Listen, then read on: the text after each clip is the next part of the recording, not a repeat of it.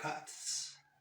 Cats, you'll find that a cat in Africa, or most parts of Africa, like where I come from, actually have totally different characteristics with the cats that you can find anywhere in Europe.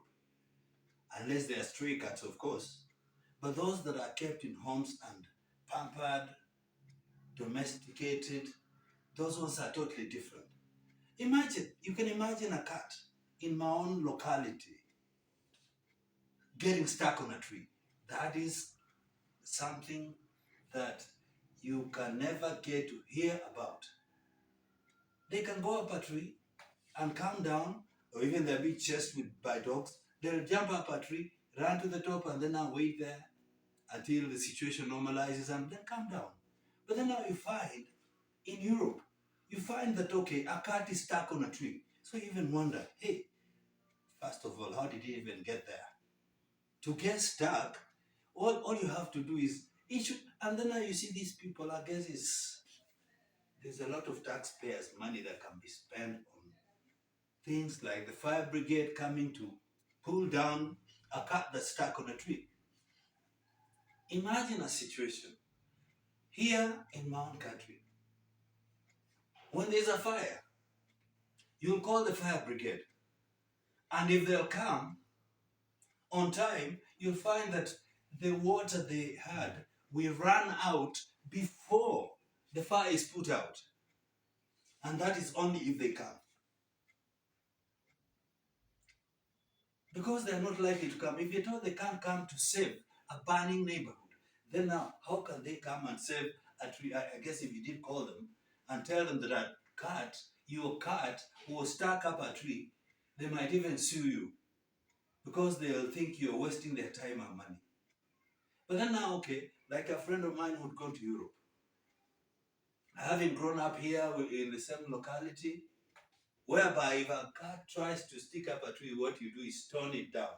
So this guy, in his new neighborhood, you find that, okay, the neighbors are all agitated and, okay, he wonders what's happening and he looks up a tree. He sees a cat stuck there. And because he knows the only trick is just to pelt a few stones at a cat and then it will jump down the tree, he suggests and even tries to find a stone nearby to do it. He says, no, well, you don't have to call the fire brigade. I can just pelt a few stones at it and then it calm down. But then now you see the agitated crowd went silent all of a sudden. He felt like he had been abandoned. He thought he was alone and he was imagining things. Okay, looking around, everybody was looking at him in shock. And the shock, some of them started calling murderer, some of them started calling killer. Hey, just for that suggestion, I guess this is how they pamper their pets. In this case, a cat. So you see, for only that action, that suggestion that they could pelt the cat with a stone so that it could calm down. That evening, he was visited by the Prevention of Cruelty for Animals Society group, who even took a statement from him, wanting to know why he wanted to be so cruel to an animal.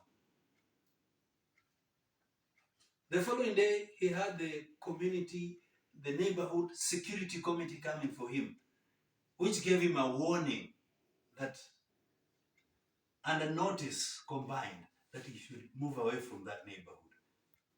But okay, somebody told me that you see the difference is that these cats are pampered to an extent that they need so much exercise, which they hardly get. But the local cat from my neighborhood, you find that it has to fend for itself. It has to chase after mice here and whatever, so that it can feed. It's rarely, it may be called domestic, yes, but it rarely gets fed by the family that keeps it. And then even that mice, you see, if I told you did run after mice, even mice are pets for people in Europe.